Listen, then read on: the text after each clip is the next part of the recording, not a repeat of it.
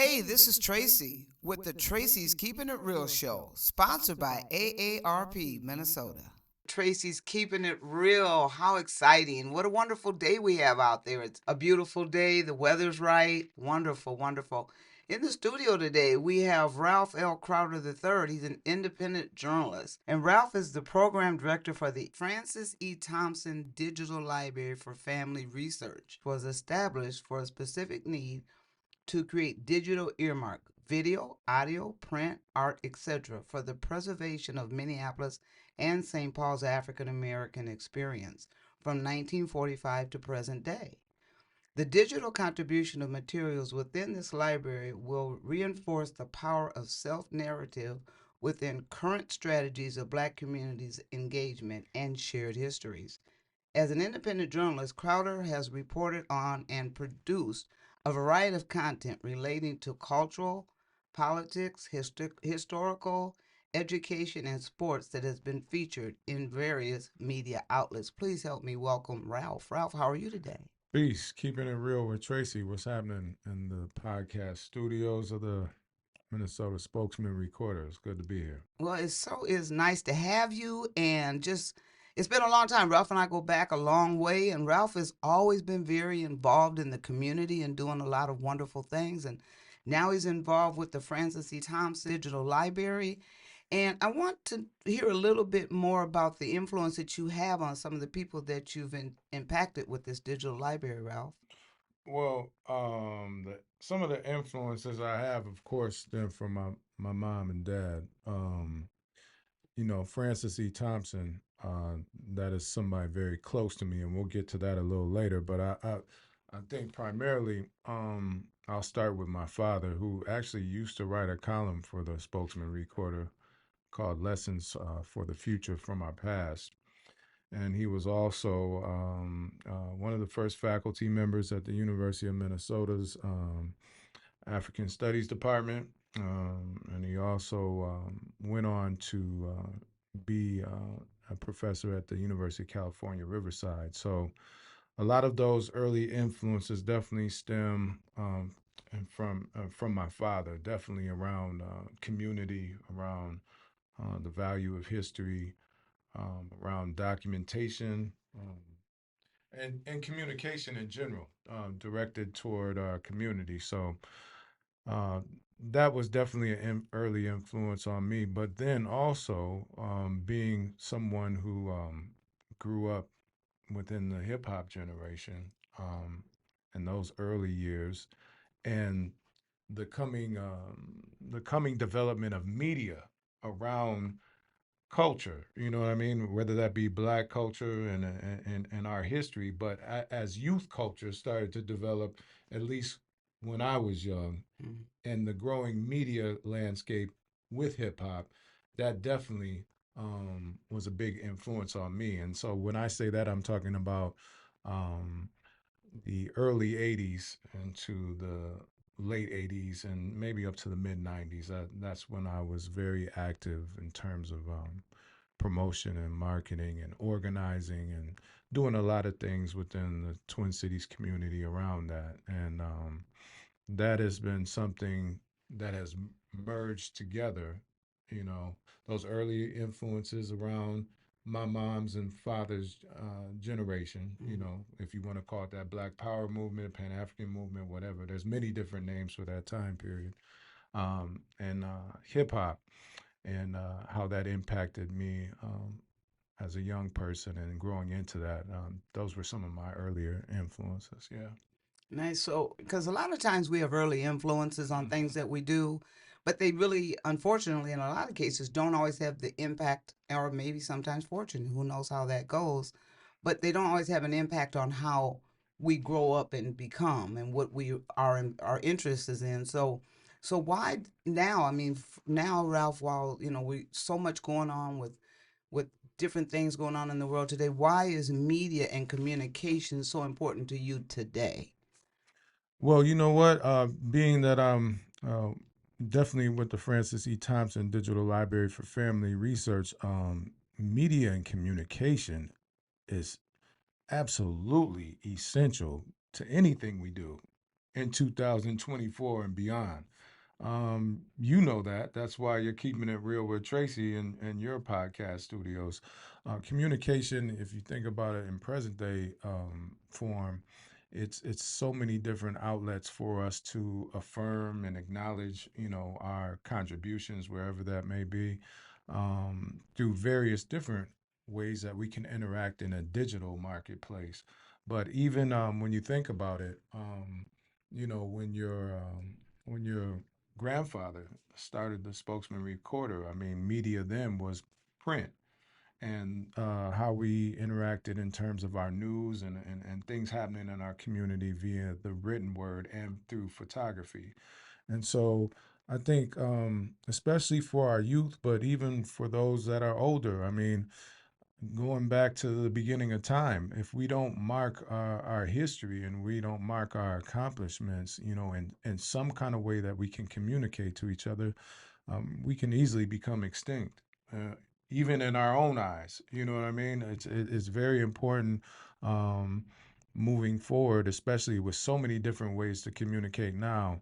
Um, and I I point directly to these young people because if you grow up thinking that you have no history, no possibilities of excellence, and no future that you can see yourself represented in some kind of way where it's inspiring some life that comes out of you, you don't really have a promising future or a present now. So media is definitely essential around those things, and I look to definitely continue to contribute to that, and more than one way. And that creative place of media is also very important. And I congratulate you on what you're doing and stepping into a new platform of media here at the Spokesman. So I think that's going to work out real good for you, and I look forward to seeing some more episodes of Keeping It Real with Tracey here as the Spokesman. Well, as long as I still have great people like you that I can interview and keep it real with, because that's the important thing. We're talking about things that are going on in our community that are real things that are really happening that have a great importance to people that live in this community and people like Ralph that keep it going and keep it real in the world that you're in. So as long as I got people like you, Mm-hmm. I'm always excited about having people like you on my show. I know that you got a fellowship at one time with the University of Minnesota. What was the experience like being selected for the first community fellow at the University of Minnesota last year? Yeah, that was real interesting. That was last year, definitely. And, our universities and our places of higher learning, they at times they tend to have a disconnect with the population that they coexist with. Um, Being in academia can become very isolating, I think, for people who are professionals in that world. But any system that's trying to be successful, you definitely have to have different outlets for a broader kind of outreach, for your influence or for your needs to grow as an institution. I mean, the University of Minnesota definitely doesn't stand out, I think, to us who live here in this community in terms of um, its its capacity to really have um, a community engagement that is consistent. I think community, when you think about engaging community, you got to think about a lot of different things. And um, this particular opportunity that came for this fellowship that I participated in, um, it was a step of leadership that I saw the University of Minnesota definitely taking. It was about 13 of us. I was one who came in as a inaugural community member among other doctoral staff there and a couple of graduate students. And I think some of that work that happened there is definitely going to be something to look forward to for other people to participate and have a valuable experience in as well. Nice. So it's always nice to be well, in cases like this where you were one of the first selected for the community fellow, Hmm. it's nice to be leading a charge in something that it seems that it's so near and dear to your heart. So Definitely. What is the Francis E. Thompson Digital Library for Family Research? And as your part there as a director of programming, what do you do there?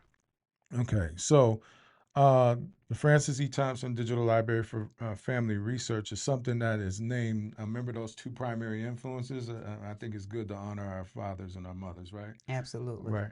Um, that's my mother's maiden name, and my grandfather John Thompson was originally from Jacksonville, Florida, who migrated up to Staten Island, New York, and I think that first of all, just honoring our parents is very important with the influences and love and the extension of commitment that they have had to some of our children. You know what I mean? And if you're fortunate enough and blessed enough to have parents that had those kind of primary influences on you, I think that's important to acknowledge that. So, but more specifically with the role that I play there is to curate a very unique digital library for family research. And why family research? Well, because when you think about the family right now in 2024, and you compare that family with when my parents' generation got married, let's just say in 1969, or compare that to my grandparents' generation, which would have been the 1945s to, 69 kind of generation. Our families have changed drastically, and we now have a whole different model of what we might consider family through those changes. Our communities have changed drastically. Our institutions have changed drastically. And many would say some of our history has changed or maybe even remained the same. But the importance of where we are right now in this digital age of communication and technology, it's important that as history begins to um, transition from, let's just say, um, how we used to listen to albums, in the house. Now we listen to albums on the computer or on our phones, or we don't even have Walkmans anymore. But as history moves and changes, the depositories of history move and change. So where we place our history changes, right? So we know that the Spokesman has now the digital archives on your website where we can look into history because it's been digitized. Um, let's think about how many other things that we know that we need to transfer in that level of communication or understanding. And so, as director of programming, I'm setting up a digital library with a very unique, um, curated archive specifically for a better understanding of the Black family experience here in the Twin Cities area and beyond. And this is all original material. It's currently on display, and we'll talk about some of that and some next questions around that at the Minnesota History Center. But it's, when we think about the importance of expanding our history into new technologies and new ways that we can offer to communicate those things outward to the public, it's extremely important, and that's my role. Well, it's a good role to have, and it's got a great person that's leading that charge. Right. Now, you mentioned the History Center, and I see that you work with some young people there, but you're currently a co-producer of a monthly film series Yeah. at the Minnesota Historical Society. Can you tell us a little more about what we're going to view and some of the footage and what's been happening there so far? Absolutely. We've been breaking down doors. Okay. I'm gonna say that again. We've been. I'm keeping it real, right? You're keeping it real. That's what you're doing right All now, right. keeping it real with Tracey. Yeah. We've been breaking down a whole bunch of doors. These public institutions, um, like we talked about a little earlier with the example of the University of Minnesota. These are our institutions. OUR. These are our institutions, and they have a role to definitely include us Mm-hmm. in a valuable way, not just in a minor way, but in a valuable way because our history is shared, And as human beings, we hold equal value to our relationships to each other. And so at the Minnesota Historical Society, some people call it the Minnesota History Center, we've definitely been doing a unique first ever showcase film and community discussions series called Before the Mayflowers Landed.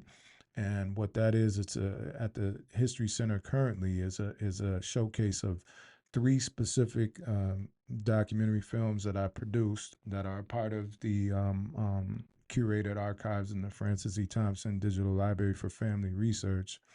And then we're also having two community conversations that come after those documentary films. One of which is going to be coming up February 17th about the McRae ALL-STARS. And so we've set, Tracey, we've set so many different markers of increase and engagement in all audiences, not just the Black community. We've set a level of a certain kind of bar within the Minnesota History Center, within the Minnesota Historical Society that we haven't seen before. And that came through a lot of hard work. It came through a lot of sacrifice. And I think it's definitely something that's guided by a certain spirit that the time is now. And when things are moving like that, you just can't stop them. You just have to go ahead and bless them. And I think, well, I know this work has been a blessing not only to that institution, but to our community in general, because we have valuable stories that live way past any kind of oppressive experience that points to slavery or any kind of bondage or any unfortunate things. Our history explores so many different things that are broader than that.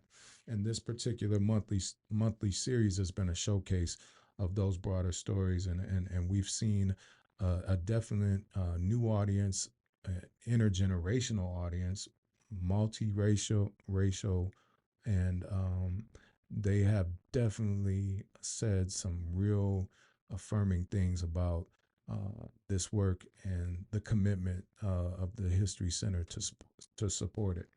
So when you mentioned early on, just a little bit ago, you mentioned twice, you even emphasized that you're breaking down doors. Oh, no doubt. So what specifically for our listening audience do you feel was the big thing that the door was there that needed to be broke down? Well, I I think that first of all, this hasn't happened before. That's a fact. You've never had a monthly film showcase series that has been community led and that explored African American subject matter there in that institution ever. That's a first. Okay, another first. Yeah. Um, Another things that almost like conversations around public schools. If you talk to anybody in public schools, the first thing they'll tell you is that we don't have parent involvement with our Black children. Well, why is that? And then a lot of those questions then begin to, maybe once you pass through any excuse of that, becomes some things around funding. Well, do you have money or budget available where parents can actually connect to parent driven work so that we can increase our level of African American parent involvement in the schools or anywhere else? This is an example that applies to anything else. And what we've seen is a drastic increase in Black community participation. But not only it doesn't stop there, we've seen a drastic increase in other groups, cultural groups' participation there too in these particular public programming events. So those doors have definitely there. We're having a new conversation right now because now that's a reality, and for that institution and for any other institution, I feel that's an asset when you can engage new audiences and new experiences and new levels of support. You actually put yourself in a position to get new money, and I think a lot of people like to do that. So They do. yeah, And I think to your point, I mean, resources are what needs to come behind the things that we're trying to do. yeah, So if you're able to get with an institution that has the opportunity to put resources forth, and bring you in, that is really knocking down the door. But kudos. Yeah, but again, I'm gonna emphasize it definitely comes with a lot of hard work behind the scenes. You understand? So I believe we have some footage. We was gonna actually show some of the audience around that. Okay, great. Do we have that for today's show? Yeah, actually, I believe we was gonna pitch out right now. And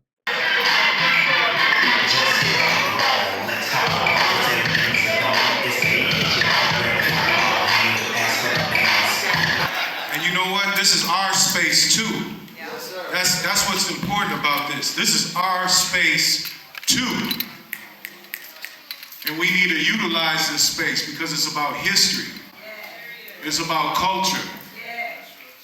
And really, when you talk about black folks, it's about struggle. And we need to be free enough to be comfortable to be in this publicly funded space to tell our stories, to preserve our history, and to share our culture with our community, especially these young people. Come on now.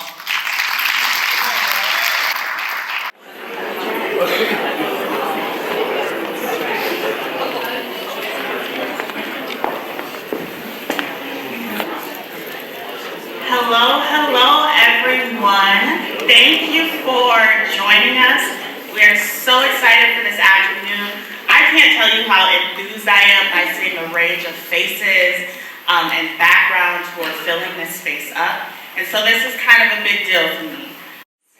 This partnership with Ralph and Cynthia, with Francis E. Thompson Digital Library and Cindy Lewis from SynthCard Communication, comes out of a desire for our community, between both our community and MHS, to create space and opportunities to amplify and celebrate Black narratives. Not only do we have this partnership and this film screening, but we have a pretty big thing that is coming up. We have an internship team who will be starting and focusing on a year-round African-American cultural and historical tourism development project. So, y'all will be finding out about this. All right now. Yes, clap to that.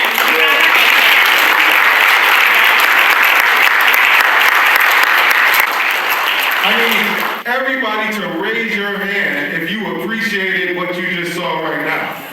Raise your hand. Catch all these hands. Because, you know, if we don't do this, then it might act like, you know, this never happened. So keep your hands up. Because we're just documenting that. It really happened. Right? It We really love happened, what fam. we just saw, right? This is important history for us, right? All right, I just wanted to get that actual documented. All right. My man. Okay. I was pleasantly pleased to watch a film that was non-vocal, just all picture in motion. The one thing that impressed me more so than anything else was the children, the smiles on their faces. It was like in a different time. I felt at home, I felt safe. I felt like I knew a lot of the families in the movie. It was just like, and I wasn't born here. I'm originally from Philly. I want everybody to give these three people a round of applause because they changed Minnesota history with the 2013 Hopkins March.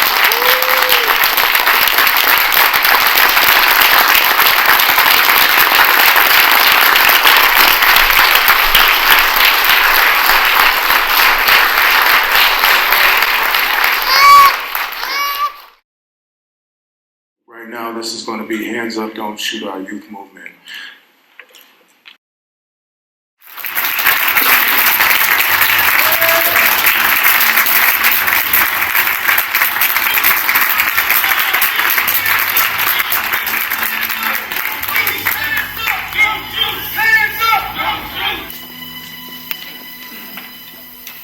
You gotta keep doing what he's doing.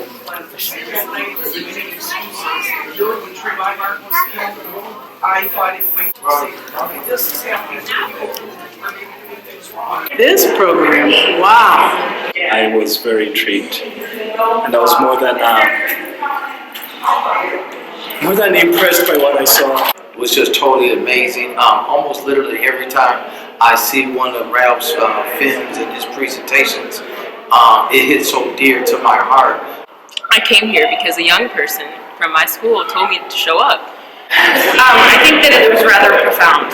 This is just great. This is what should be happening right now. And Ralph and Cynthia and their work, I just think these films are great. I'm part of the AP African American Pilot Studies teacher cohort, and the program is going to go nationwide. Being here is important. I'm trying to get my students to get out and be active in the community.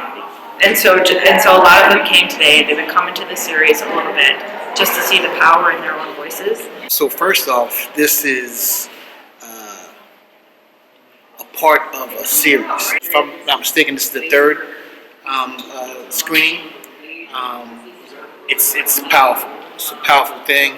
You know, being able to make people that come here to see what this rich, real history has always been, and then to do it in this facility or this institution. This should be screamed from the mountaintops that we have this type of the quality of filmmaking that Brother Crowder is doing, and the importance of his preservation of American history. Great video. I hope everybody got something out of that, right? Yeah, Thank you for sharing that with us. Yeah. The next event in the series is taking place Saturday, February the 17th from 2 to 4 p.m. Who were the McRae ALL-STARS, Ralph? Well, the McRae ALL-STARS were actually started right here in this neighborhood. Oh. Right down the street at McRae Park. They were initiated by my father, actually, who took his passion not only for education, community, but extended that into youth development.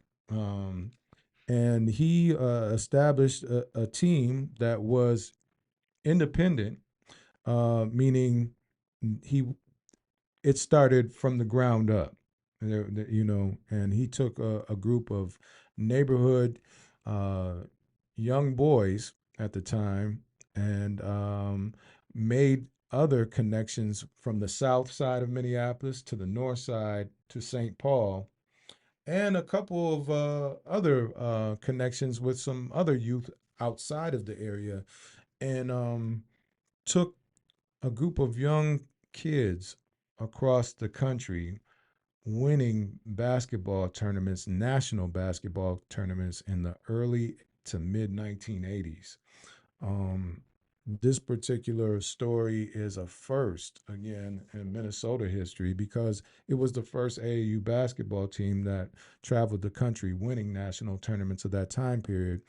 And again, it stemmed from a community-led perspective from a black male, and it's a very known story to some, but unknown to the general public. And so, this particular community conversation that we're having on Saturday, February 17th, from 2 to 4 in the afternoon at the Minnesota History Center is going to explore some of that history about the McRae ALL-STARS, their significance to basketball in the state of Minnesota, and really give honor and respect to a story that I don't know if it would be able to happen today the same way it did back then. Meaning, today there's many opportunities to participate in national kind of youth sports initiatives because it's become a product of corporate America. There's shoe companies that have taken over, which once was something that was only supported by one national body, which would be the AAU, which is the Amateur Athletic Union. And it's a national organization that hosted national basketball tournaments at that time. But now, basketball and the way that it's kind of structured now, specifically with the youth, there's so many different outlets right now that have so many different areas of money that support it. It's a little easier in this landscape right now. Back then, it wasn't easy.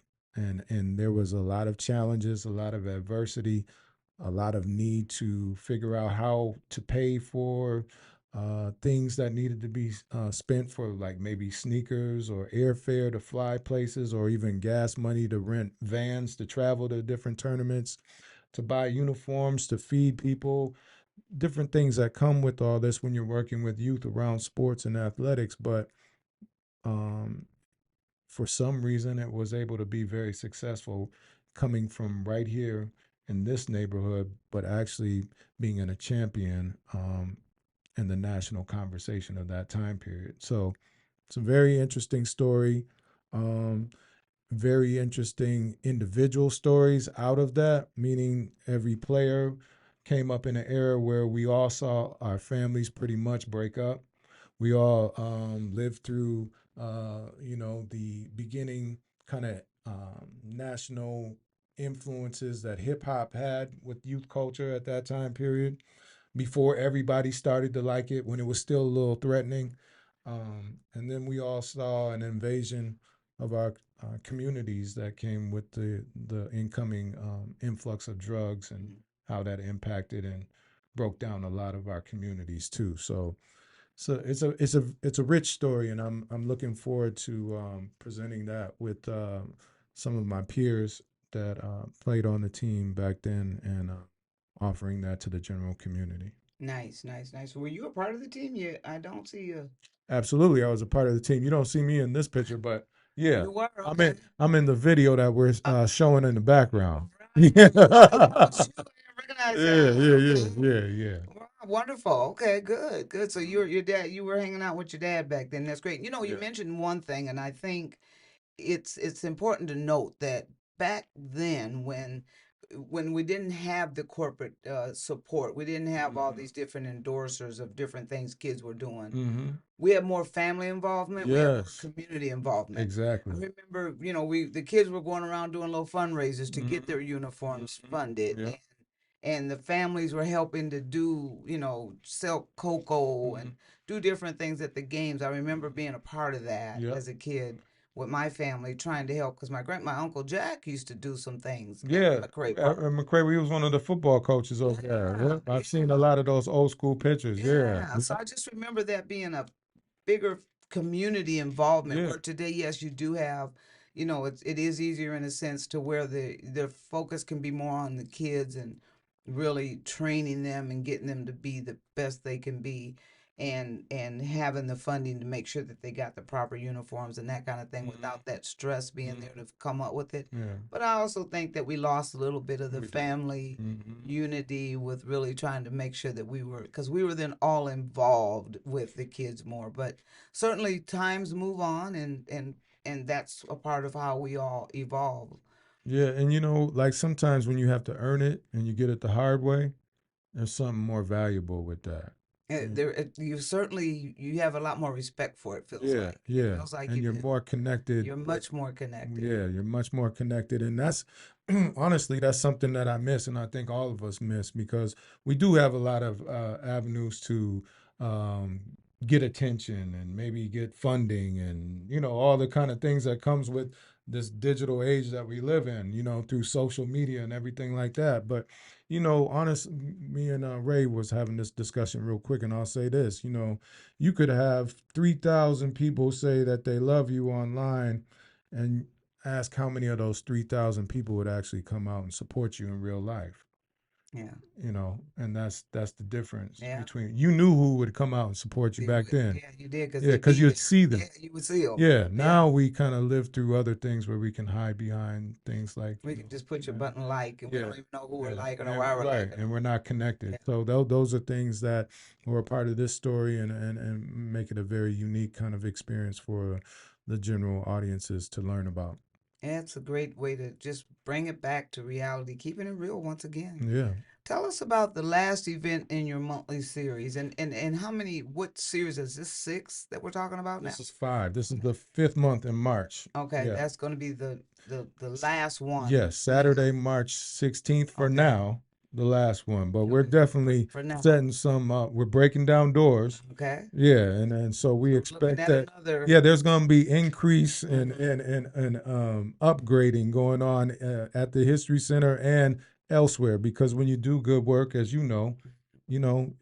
that's rewarded in ways that you might not even know what's going to come to your path. But as long as you put in the work, something good is going to definitely happen, and this is good work. But yeah, the last one is on Saturday, March 16th, and that's going to be specifically to recognize some pioneers in community media, and some other stories that we need to affirm too, just through great individuals who have poured a lot of love and a lot of work on our children, on our families, on our people, on our institutions. We're going to take this opportunity in March to utilize the 3M auditorium at the Minnesota History Center and showcase us the way we should showcase us in that place of history, because we have people like that are making history every day. We have people that have passed away that have made tremendous history that we stand on their shoulders, and it's important while we're living, definitely, to acknowledge those things and those people who do so. So around community media specifically, there's going to be three primary pillars that I would like to just briefly say who we're going to affirm that day and appreciate.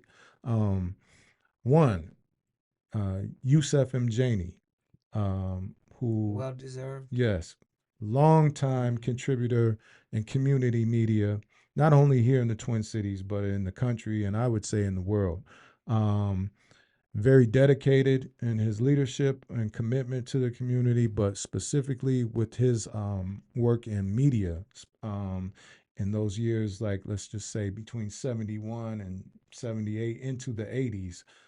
Yusef is an incredible resource of talent and has an incredible media archive that needs to be showcased somewhere, like the History Center, Sabathia Community Center, or somewhere where we can archive some of his works.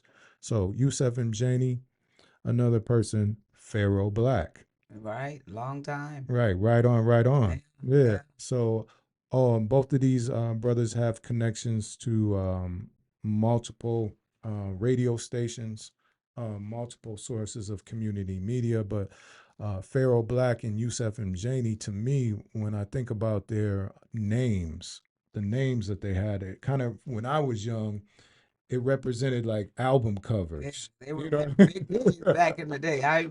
You heard that Pharaoh Black? It was Yeah, Pharaoh Black. Yeah. Like, just thinking like hearing that name when you're 8 years old or something like that. Like, Pharaoh Black. Yeah.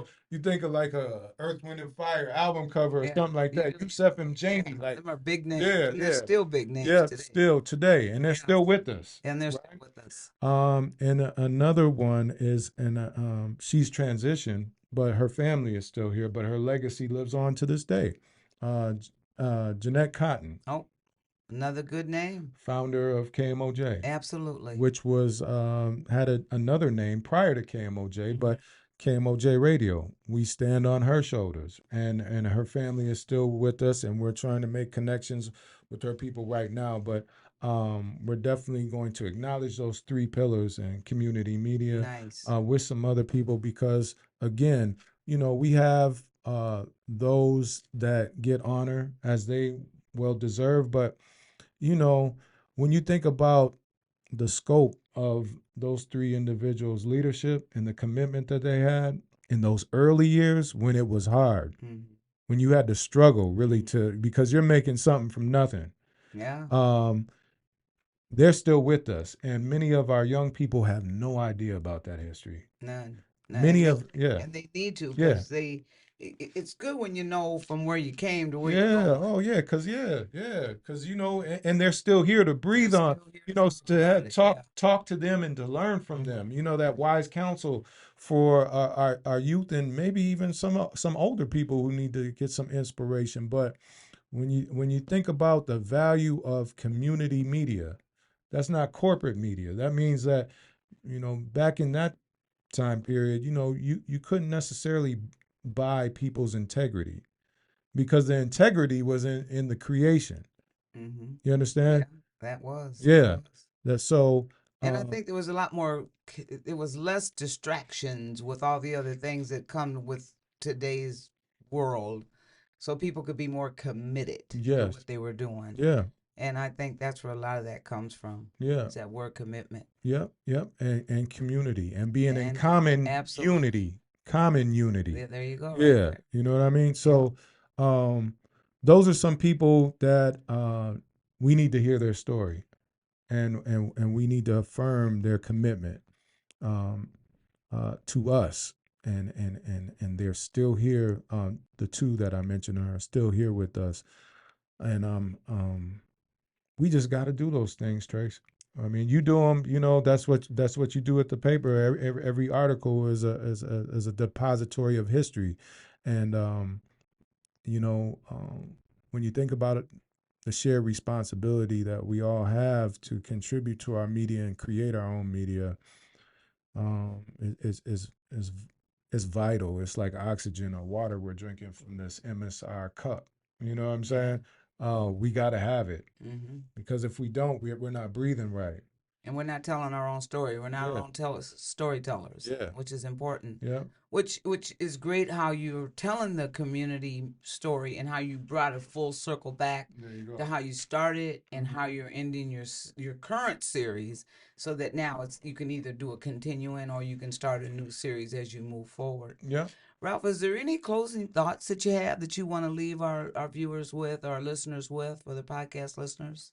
Well, first of all, let me just say I'm just very proud of the Minnesota Spokesman-Recorder for extending the legacy that they stand on, as you're venturing out into this new media landscape, this digital aspect of communication. I think it's going to be a tremendous asset for you to grow your brand and extend on that legacy. I look forward to us who participate in this level of communication and responsibility that it has to do more work together, whether that be like in our institutions or as individuals or in other areas of our skill and expertise. Because honestly, if we don't start valuing our shared excellence, together, and start building together, these forces that are out here will just buy everybody. They'll buy your tongue. They'll buy your mama, your daddy. They'll buy your child. They will buy your history. They will buy your voice. And that's the important thing about media. This is our voice. And this is our essential need to preserve our voice, our people, our ability to create and build. And if we don't have media, we're missing a key component to just culture in general. And so I hope what you're doing over here is going to build more initiatives to work together around that. I know that you have a 90th anniversary coming up. We do. Yeah. Absolutely. Yeah. I hope that brings more people into that history and the need that,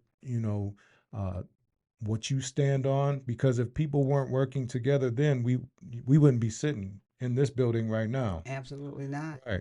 And so we need to kind of get back to those values that centered us, I think, in our history, so that we can move forward. And so I want to commit to that in my personal walk. And I'm asking that, our community start taking that a lot more seriously, or else we're going to continue to lose what we don't even have. Well, I'll tell you what, we need voices like yours to be able to continue this conversation. And I invite you to join the pages of the Minnesota Spokesman-Recorder with some of your commentary on our opinion page, Ralph, things that our community needs to hear. And you do, in fact, keep it real. So I want to thank you this afternoon for being on my show with me. I look forward to having you again. Okay. Appreciate it. And I look forward to the program here, the McRae ALL-STARS Story. I look forward to being there to see that. Yes. And also wrapping it up with your last series, Minnesota Historical Society. That's over in St. Paul. And you want to tell the listening audience where that's located at again and the time? Okay, so right, we are going to do the McRae All-Star Stories. That's a community conversation about the Minnesota's first AAU basketball team. That is Saturday, February 17th from 2 to 4 in the afternoon. That is at the Minnesota History Center, and their address is 345 West Kellogg Boulevard in St. Paul. If you are interested in getting tickets, you can go online at mnhs.info/Mayflowers. And if you want to give them a call, you can do that and say you love the work happening. Tell somebody that too. You can call them at 651-259-3015. And then our last event is going to be Saturday, March 16th, and we'll be sure to get some information in the spokesman's hands so you can help spread that word. Perfect. So thank you so much again for coming out and being on the show with Tracey's Keeping It Real, sponsored by AARP. We are so excited about the opportunity to talk to Ralph today, and we wish him a lot of success in moving forward with his journalism and all the wonderful things he's doing. We look forward to hearing more from Ralph. In the meantime, remember, Tracey's Keeping It Real.